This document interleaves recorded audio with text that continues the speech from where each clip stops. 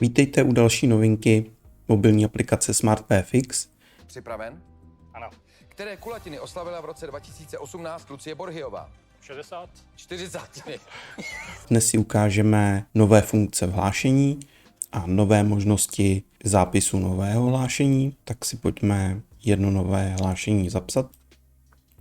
Vybereme stroj, dále typ poruchy, což je typ hlášení, zadáme jako normální potřebu opravy, popíšeme závadu a dole vidíme 3 nové údaje, které můžeme zadat přímo do nového hlášení. Rozborový typ, to vybereme z číselníku například jako elektrickou závadu, zodpovědnou osobu a typ řešení hlášení, kde například jako mistr směny, tak můžu určit člověka tímto druhým způsobem, pokud tam rovnou nemůžu přiřazovat zodpovědnou osobu, jelikož nejsem třeba plánovač. Uložíme a máme hotovo. Dál.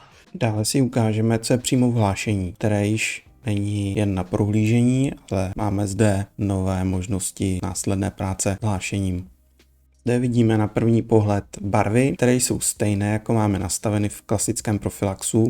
Barvy nám určitě pomohou v rychlejší orientaci v celém seznamu. Dále si můžeme všimnout, že už to nejsou jen nevyřízená hlášení, ale přibyla nám nová záložka vyřízená hlášení. A novinkou je, že již i tady v seznamu hlášení můžeme přímo odsunout a nebo zapsat opravu. Dříve to byl opravdu jen seznam s přehledem hlášení a počítalo se s tím, že striktně musíme dojít ke stroji, sejmout QR kód, pak dále pracovat. Například pokud zapomeneme nebo máme telefon na druhém konci haly, nemusíme přímo ke stroji, tak to zde v seznamu tlačítkem odsunout a napíšeme opis.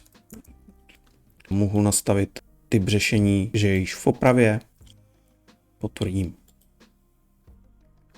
Kterým slovesem můžeme označit jak vystrčení jazyka z úst, tak zaplacení velké sumy peněz? Vylíznout. Vytáhnout! Opravil jsem závadu, mohu rovnou tady zase ze seznamu tlačítkem oprava zapsat i opravu k tomuto hlášení. Dozapíšu čas, který jsem tam trávil, plus další náležitosti a rovnou uložím.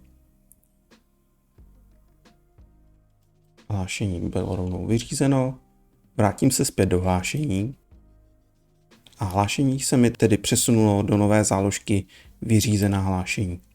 Zde již mám toto nové hlášení jako první v seznamu a zde také přibyly nové funkce. Pokud jsem závadu hlásil, nejsem spokojený nebo potřebuji ještě tam něco dodělat, mohu levým tlačítkem dole vrátit zpět to hlášení do žlutého, tedy na odsunuté hlášení.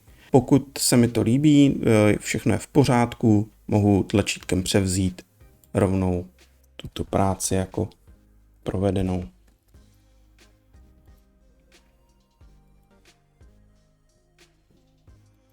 Takto lze nově velmi rychle a komfortně pracovat s hlášením přímo v seznamu hlášení.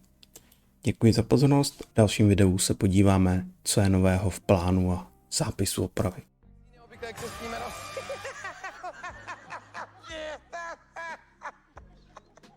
Ale si říkám, raději něco typnout, než říkat dál. Je to aspoň nějaká šance. Přesně. Nebylo by to lepší s hudbou? Proč nehrají preceptore?